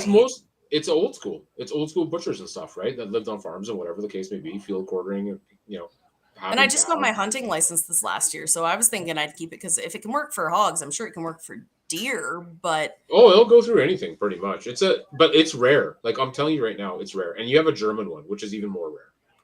yeah, I didn't even know you couldn't read that until I cleaned off some of the rust. Like it's patinaed nicely, so I'm trying to not lose that entirely Yeah. while cleaning off the rust spots. But Just by what's that. that? What brand is that? I don't know. Dominion Sure Seal Limited. I'm just gonna write that. Where did you get that? Canadian Tire. I'll send you a picture of it later. Awesome, thanks. Just soak Yeah, it in that. I've It'll been get rid trying of to figure out, 90% like- of it. Cleaning rust off steel without damaging. And the best thing about that thing is it's old school steel. So you can etch it again to your liking. Really? Yeah. Yeah. You can re-etch it however you want. You want to put a Hamon line on it, like a samurai sword? You can etch it that way. I don't have the right dream, whatever. I will have that kind of property and have that kind of setup where I will be able to do that. but- You have that set up. Go to the dollar store, buy nail polish remover, and yellow mustard, and you're done. Okay, I have seen people doing some interesting things with mustard. Yeah, in because particular on high carbon blades, anything high carbon, like your hog splitter Yeah. 1095, you put mustard on it and then you wipe it off, it'll have a line.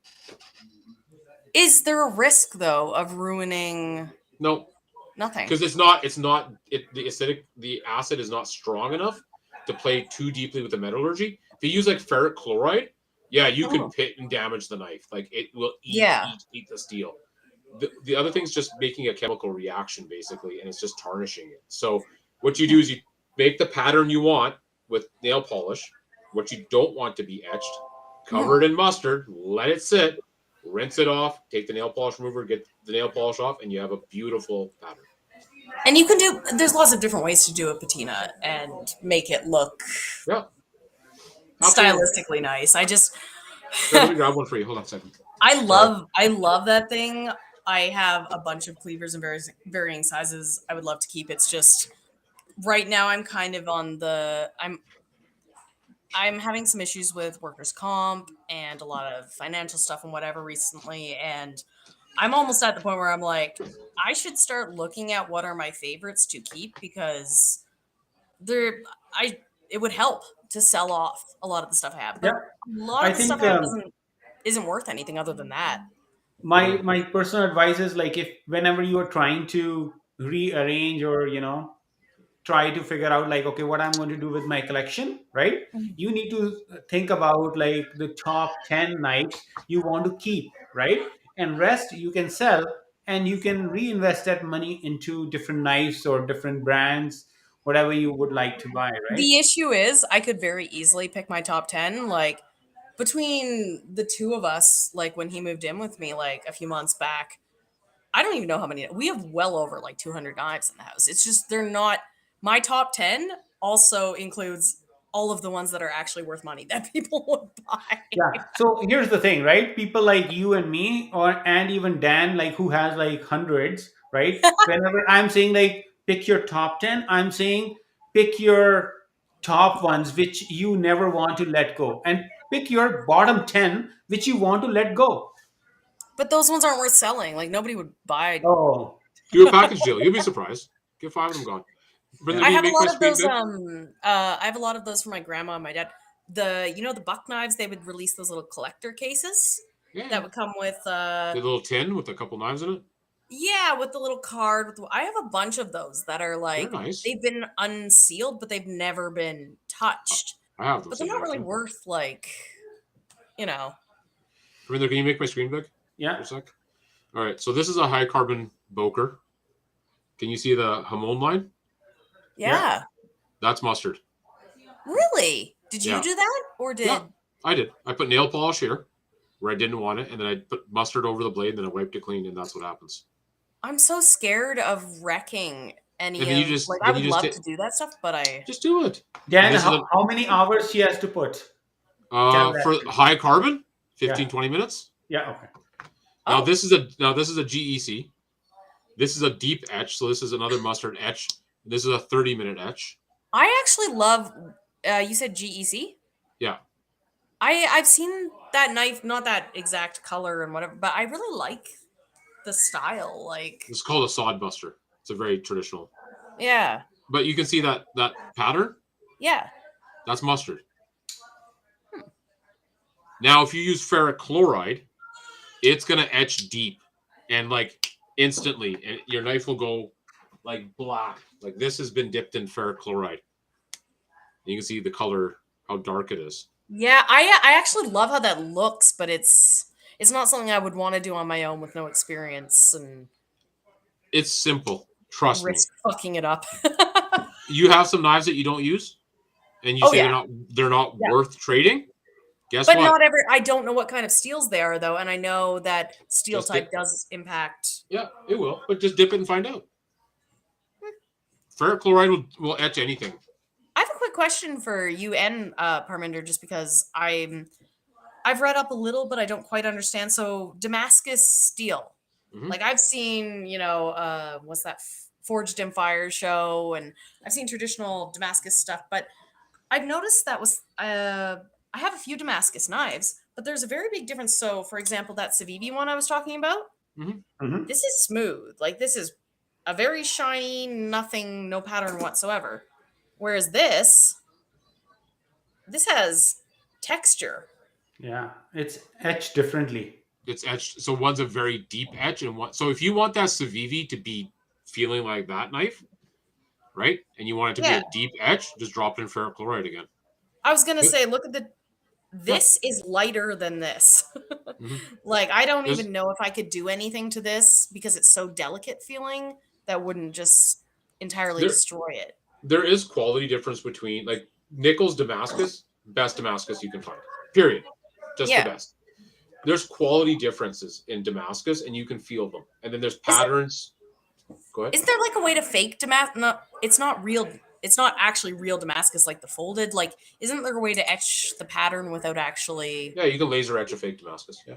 Yeah, I'm getting the sense. I don't know if that's true, but this feels more like that versus actually being. No, I don't think so. It is that because CVV is specifically mentioning that it is a Damascus. Yeah. So They Yeah. wouldn't, lie they wouldn't about risk it. They wouldn't Yeah. risk it. Yeah. So that's There just is- literally a difference in the Here, let me etching show you. depth. That's Let me not grab a heavy Damascus for you. Abigail, there is a huge difference between the quality of like the knife, right? Just like look at this this particular one. I showed you guys just earlier in the show. It tells like the quality of the blade, like automatically says a lot about like the quality, right? Like that's gorgeous. Right. But the cheap quality, you just showed it to us, right? There is, I don't want to say it, but there is like cheap Damascus made in China, which is Mhm. coming on these like Civivis and all that stuff, right? Yeah. And it And I know depends. back in the day, everybody was very anti-China blades generally, but they're starting to put out like American made is not like a gold standard anymore at this point. Depends. Like, It depends. Okay. Absolutely Uh, yeah, depends. we have two questions for you, Abigail, on the Facebook. So first question is, do you have RPAL 2? You're like restricted, yeah. Restricted oh PAL? yeah, I'm restricted and unrestricted. Okay, perfect. And the second question is, the knife you just showed, does it Little has like a hammer Yeah. finish on it? Does it have divots, like little, like someone hit it with a ball peen hammer kind of thing? I got this. My boyfriend got this for me for Christmas off of Etsy. The person did hand make it. I actually don't know much about this blade whatsoever. Yeah, it doesn't look like hammer finish. It looks like more deep etch. It just looks like a super deep etch, man. I'm trying to get it focused without it. It's got two different patterns on it. Try putting your hand behind it like this, and then put the knife Put my like hat- that. No, your No, hand. like this, Your hand. like Like this. this. Uh, Like that. yeah, that. There you go.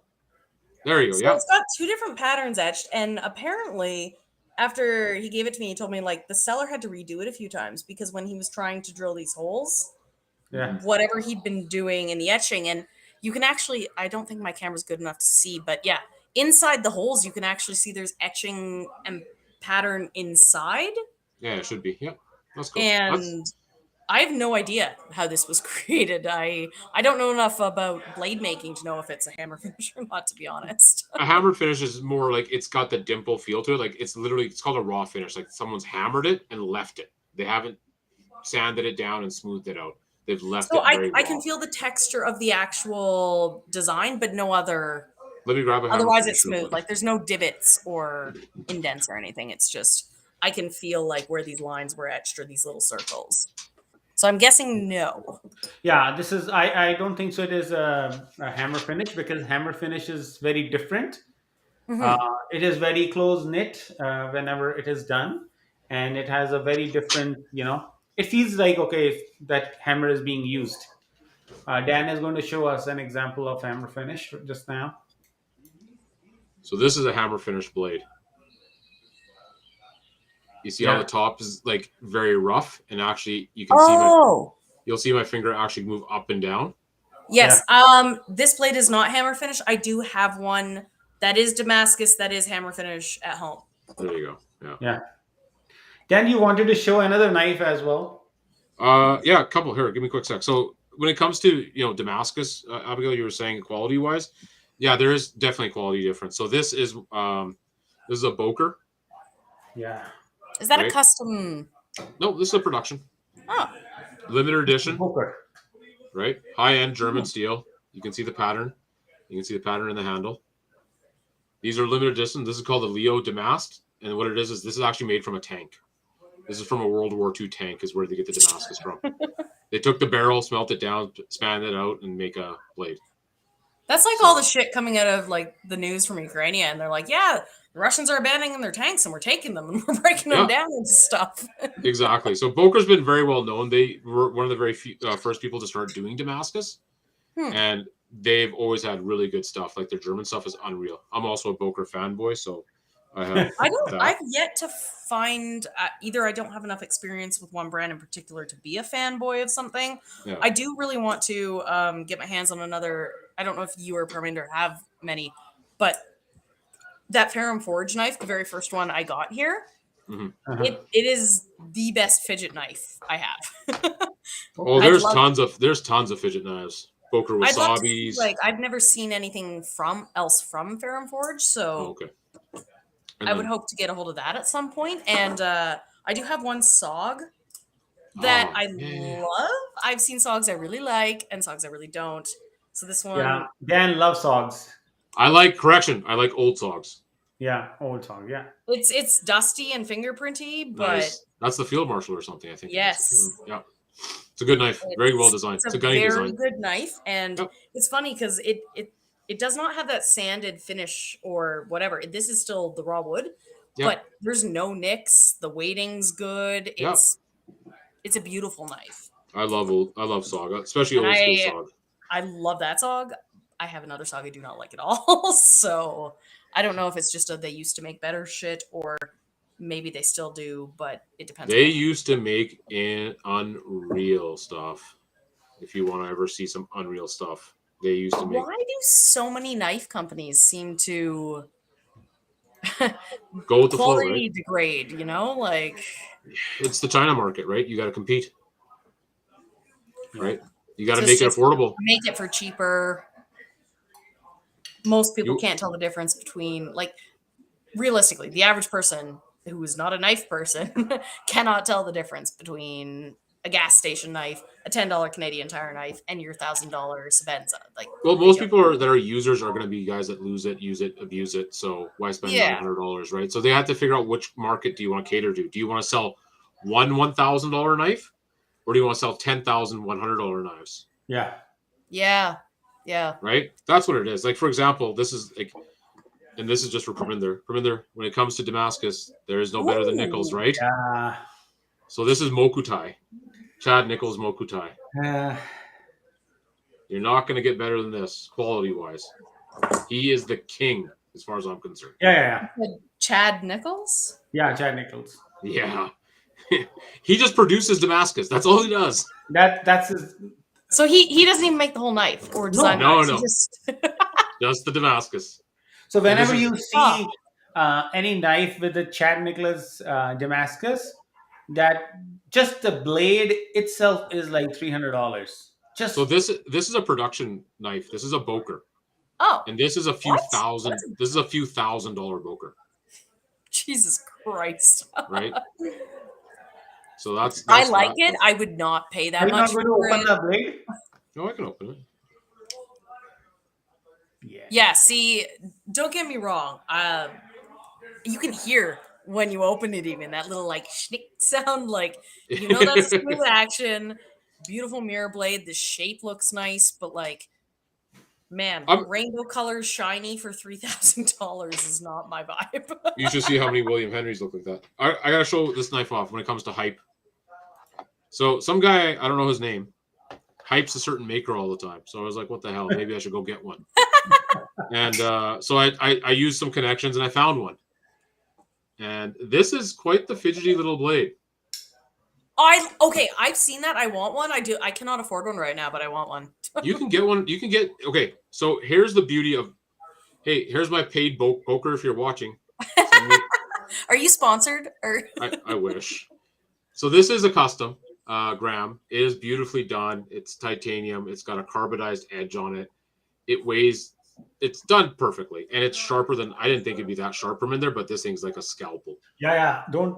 Yeah. Yeah, don't did play you say with that it. was one of the? That's one of the Graham. Customs. Yeah. Yeah. So this is a Hawkett. But Hawkett. if you like this, you can get this from Voker for $56. Wait, what? Yeah. Voker makes a Hawkett for $56. Yeah. And I was like, how come you don't know, Abigail? Like, this I'm is a- literally like, I have a note app in my phone that I'm writing down. You got to remember, so Like companies everything like you guys showing. companies like CRKT, Voker, all these guys, they work with a lot of knife makers to make a production version of their knife. So it's the same design. It's literally what, different steel or different? Yeah. I think it's a 440 instead of titanium, and otherwise it's identical. It's Huh. identical in size, shape, configuration. I think it even has the bands to hold the bit driver in it. Yeah. And it comes with the same Kydex sheath. It's off by like a margin. But a lot of these makers like John Graham, Burnley, they're very picky when they work with a manufacturer, and they want their production knife to be awesome. So, for example, guys like Tough Thumbs. I don't know if you've ever heard of Tough Thumbs. I have heard, but don't know. So this is a Voker War Toad. Okay, no, that's legitimately already on my. That's in my app folder of knives I want. Right? So the custom is... I love cleavers and I love tiny and I love stubby little fucking. Yeah. So this is, and you can actually YouTube his thing. He was hand in hand. He got his name from pimping knives. So he made sure it was like you could take it apart and modify it yourself. Like the blue I did, right? The Yeah. slabs are thick because he wants you to mess with it. So this is Yeah. a tough thumb collaboration with Voker. So instead of spending $1,000, you used to be able to buy this for $200. Perminder now knows how much these are worth. How much Yeah. are they worth now? Don't even want to ask. About They're worth 700. Yeah. Wait, what? Yeah. Because they're rare and hard to find. You About look up 700. on eBay, they go anywhere from $500 to $700 now. Oh, But man. you can find them sometimes for like cheap, $200. Still, every once in a while, I'll keep So an eye when out for you. when a knife designer has like, this is my custom, this is whatever, and then they want to make production version, they're picky, they work with it. Yep. What's the real, like, what's the difference then? Why the price point? Because now, Huge like, so gap. this is a very good knife, right?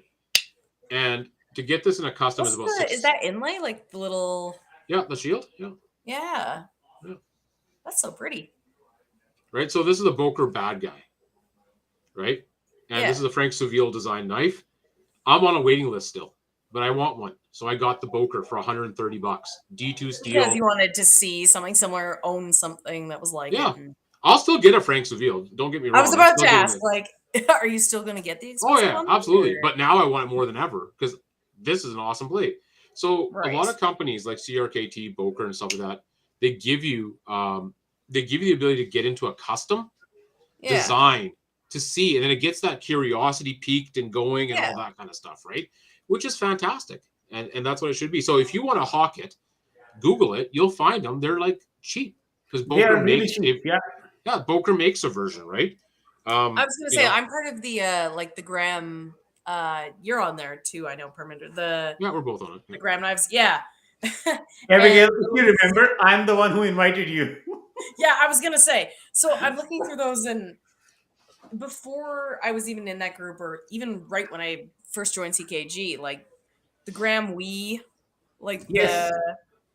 those are actually, yeah, you know what? I would say those are on the same grail level as the the mini slim pickens. Like If you look I at even the particularly CRQT designed grams, they're somebody has fantastic. one with somebody has one of those with or a few of those nuclear cheddar.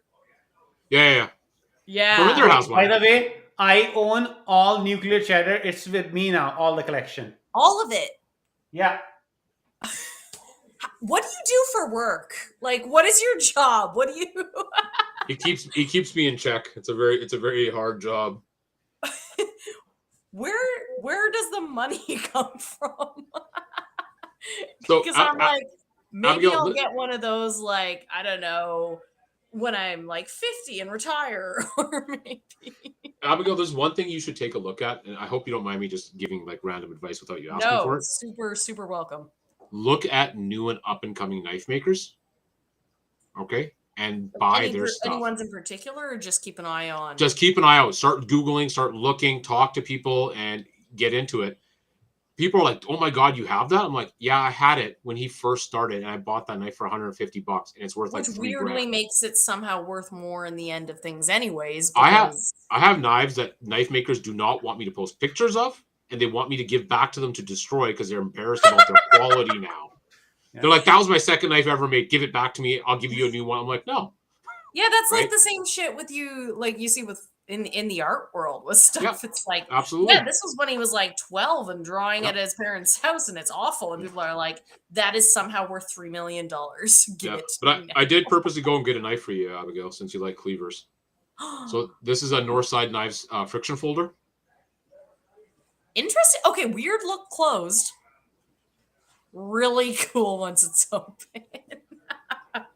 That is, the hole is stylistically interesting, but I do love that's super cool. So that's a Northside Knives knife, and you used to be able to, these are customs, and you used to be able to get these less than $250. So when people say that like it's a custom, does that mean there's literally only one of them, or is there's about, I think, 100 of these, and that's about it. Here's another example of a custom. This is a BVK Knife Works friction folder. It's called the Rocketeer. There's only 2 ever made. Wow. Right. So yeah, there's some one of ones. There's some very low numbers. There's some truly custom made ones where there's just never again. I was gonna say, but before I joined CKG and got into the more like actual in-depth knife world, I thought when people reference custom, I thought that meant like they literally like you had input on the design, you asked for this. It's only Yeah, you made can for still one. do that. Yeah, you can still do Yeah, that. but Yeah, absolutely. sometimes when people say custom, they're referring to stuff like that. Like custom doesn't just mean only one ever. It also means very limited batch. Very limited, done by So what it basically is a certain amount of it done by hand. correct. Oh, okay. Yeah. So it's So it not is- like it's not 100% CNC'd and it's not 100% this, right? There's a part of where the guy is sitting there grinding away and putting it together, getting it all done, quality checking it, sharpening it, and that's a custom, right? A mid-tech is So more than 50% of it's done somehow and the rest of it's finished by the maker. And then there's production where it's all done on a machine. which what is it? There's a watch brand that somebody posted one in one of the garage sales or the whatever's the fishing Fridays. And it was a watch that they were selling for like $3,000. And I Googled it and it's like, oh, these are made by one company that has 25 employees in Switzerland. And that's Yeah. why they're, Yeah. so it's just.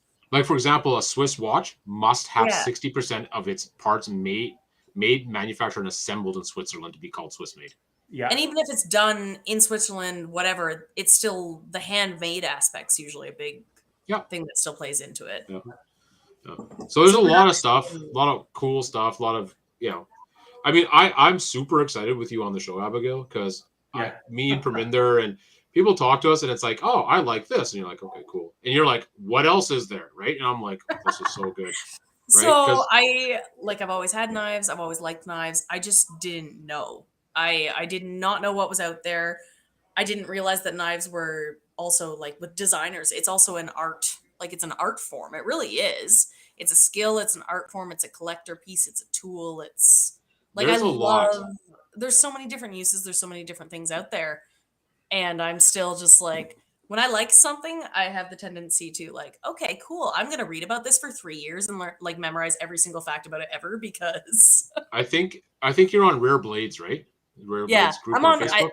I think I'm on all of them, which is funny because like my price point right now is like, I can buy a knife if it's less than $100, but so be careful. Rare Blades will get you addicted to things and it's not good because they're impossible to find sometimes, hence the title. And some of those are, if you want to get into some cool stuff, Abigail, just to even look at and go back, check out old vintage production knives. Okay. okay. The old vintage stuff, as per Minder, A, it's worth a crap load. B, those designs were it was the heyday of knives. And they haven't done stuff like that since. Like, I don't know if you've ever seen one of these. I think I've seen pictures. So this is a cold steel triple action. I've never actually like seen one, but So that's interesting. a double-edged dagger from cold steel. See, we have a few double-edged knives at home, but they're not. Sorry, they're imitation double-edged. They look like a double-edged dagger, but only one side's actually sharpened. No, these are 100% real on both sides. I thought that wasn't legal. No, there's nothing that says anything about it being legal or not. Okay, so this is not a butterfly knife. Keep in mind, this is not a butterfly. Yeah. No. I just thought that double-edged on its own in Canada, it was button release. What are the main things they have issues with? Automatic, gravity, and centrifugal force. And automatic is you hit a button or boom. Gravity is what though? You let it go and it just opens with the force of gravity. There's so many knives on. Then that is illegal. It's a gray area, right? Like it's. Traditionally speaking, a gravity knife used to be a very specific knife. You just pulled a lever and it just fell out and it locked. Yeah. So there is a lot of them. There's a couple of new ones that are very, very much like that. Like the Warlock is like that. So there's from Paragon Warlock. That's definitely a gravity knife. So there's a lot, and there's a lot that could be considered it because they're the action and all that kind of stuff. So you got to be careful. Considered it in the sense that if you tried to order it, it would be stopped at the border. But if you 50-50. find one in Canada, you're good to go. Yeah. So yeah. It's a CBSA thing too. They have their own rules and whatever to get stuff across the border. Were butterfly knives always illegal in Canada? Yeah, like always. Yeah, from day one. I know a lot of people who own butterfly knives. They're slow. They're trust me. But you can start looking for cool stuff. Like this is a cool knife. What is that? So this is a Gavin Hawk designed Voker grip lock. So When you say So grip, what's grip lock exactly? So watch. So this knife is open. Yeah. Right? No lock, right? Oh, that's cool. Unless I hold the knife and then there's a lock. I've never seen that before. You won't. So Oh. the grip, as soon as you go like this, it locks the knife. Now the lock is engaged. And that is very uncommon. I've never seen one before. I was gonna Right? say, like, you don't have to warn me about being careful on the rare blades and gear group because Parminder's in all of them. And, Yeah. Parminder is part of like 350 plus groups. It's crazy. Parminder, like, it doesn't matter what group we're on. I've saved I don't know how many of the knives that he owns. It becomes dangerous. Trust me. It becomes. Yeah. I'm terrible at it too. I had to stop, like, because I joined the group and then I realized like I joined the group in August last year or the year before or something. By December, I'd spent $800 to $1,000. I was like, I do not make enough money to. I either need to figure out what I want for Grail stuff and start saving, or just not. I just enjoy the fact that you're at that point. Like, there's not a lot of people left or that are re-entering at that point, and it's super exciting. Which point? Like where it's like everything's cool, everything's new. What do I want? Where do I want to go? What do I consider a Grail? What? It's not even like I'm new to knives. Like I've No, always, but I just didn't level. know. Like I didn't know about brands and designs and whatever. I've always known I like this or I like this thing or whatever. But yeah, I just never lost it. Like I've been collecting, I guess, even not seriously, but I've been collecting for the last like fucking 20, 25 years. Like, that's not. I do have one thing that I brought just because I was curious to see your guys' opinion on it because I don't know what it is. Dad was helping. It's a German-made knife. Yeah, so Dad was helping some old dude who lived up the road clean out his garage, and he found this in the garage. And Buddy said, "Hey, yeah, you can have it." So Dad gave it to me for Christmas. So leather sheath. I don't know if it's the original sheath or not. Right? It is. It is because the deer on there. Yeah. So if you look at go to the sheath, go to the deer. So does that look slightly familiar if you drink alcohol? Yeah. It's a stag. It's a Jägermeister, right? I just didn't. Yeah. It's good luck. That stag is good luck for hunters. And so, like this knife, like look at the condition of the sheath, even. Yep. Like, and then the actual knife itself. So it's the fleur de lis in the handle, and then I noticed actually I don't know if you guys can read that original Bowie knife. One side says Premier Lifetime, the other side says H45 made in Solingen, Germany. Yeah. There you go. You got a top end knife. Solingen, Germany is the city of knives, right? That's what it means. So never even heard of it. Some of the highest end knives come from there. Yeah. That knife with that sheath goes for about $275 used, give or take. Yeah. Dad's like, hey, I found this in like the old guy up the street's garage. You want it? Trust me, I know that knife, and I've seen ones in worse condition. You can Google it. Just type in German Solingen original Bowie, and you'll see them. They go for about $265 US. I was going to say, condition-wise, like, there's minor issues, right? Like, obviously, the etching's fine. It does have a scratch there on the handle. The blade, though, is actually still, and it has, what is that pattern? I can't kind of see. I'm sorry. It's kind of just a wave. I can't. It could just be a weird patina. That's just a patina. So it's just a weird. It's a natural forming patina from sitting. It's not scratched to shit or anything, but it was funny enough. Like when I first started seeing Matt, he has the exact same one, but his has the his has a swastika. Yeah, because there were. But yeah, they're a very cool knife. I was trying to look it up, and it said, well, that brand was only made from this year to this year in the 50s in like Canada or in North America, but then it says Germany, but then it says Bowie, but then it has the French. Like, you got to remember the fleur de lis is just also like a royalty thing, right? So you got to remember how many castles and stuff are in Germany.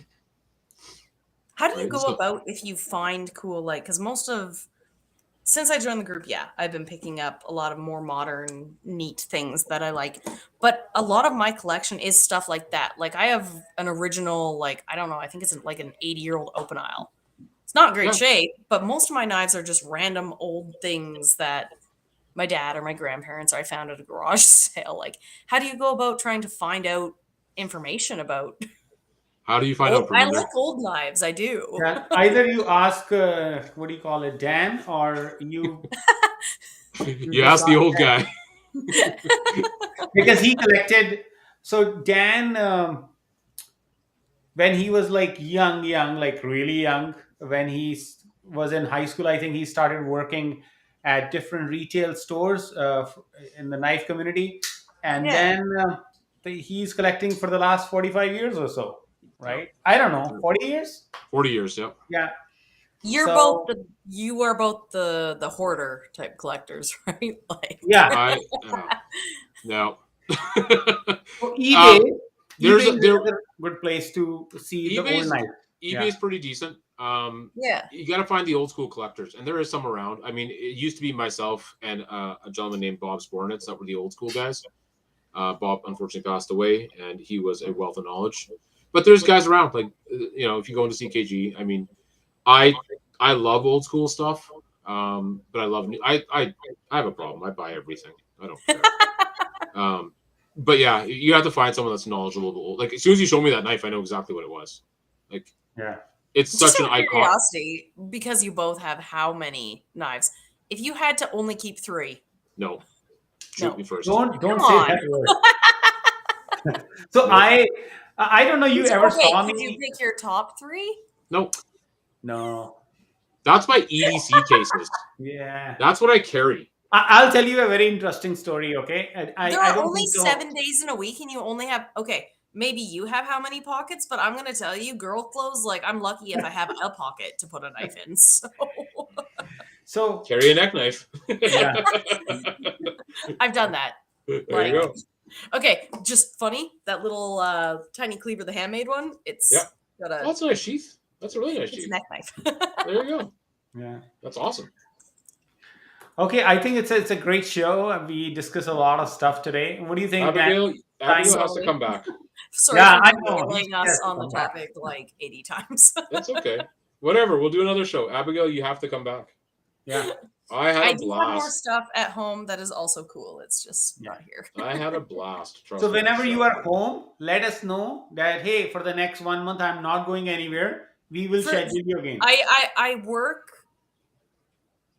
2 days a week for 4 hours answering phones because I can barely walk. So I promise you I am home. I literally don't leave now. So. No, but today you came to visit your friends, right? So,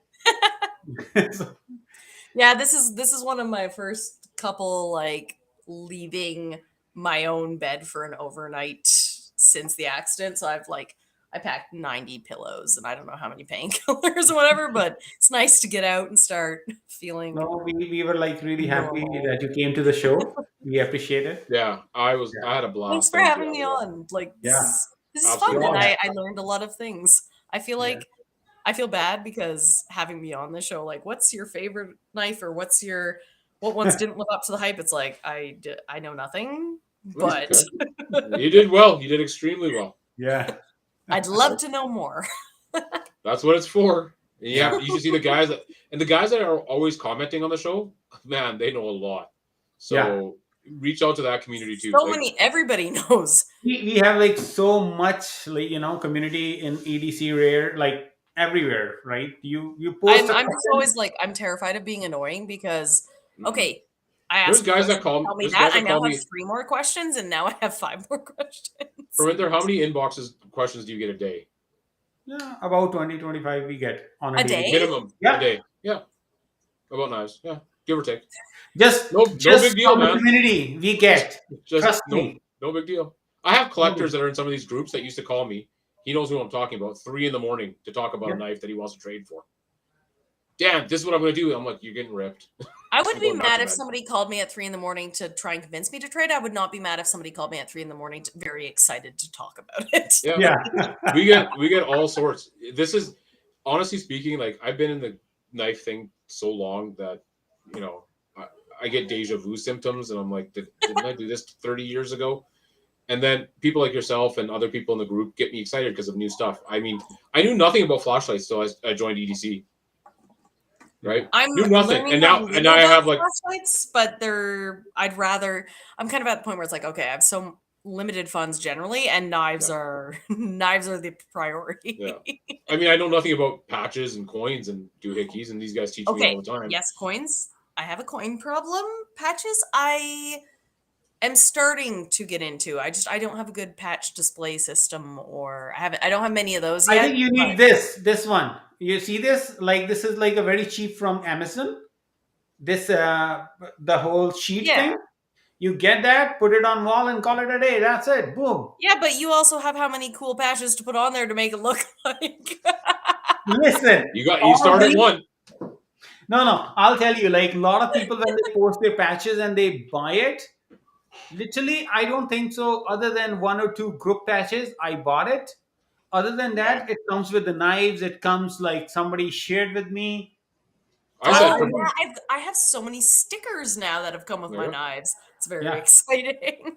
I laughed. Remember I sent you a patch, and everyone's like, "Oh, I wanted that patch." I'm like, "I don't know anything I about know. patches." They're like, "It's rare." I'm like, You're like, I don't know. I think it was for free in like a. And can you see this patch right here? Can you see this?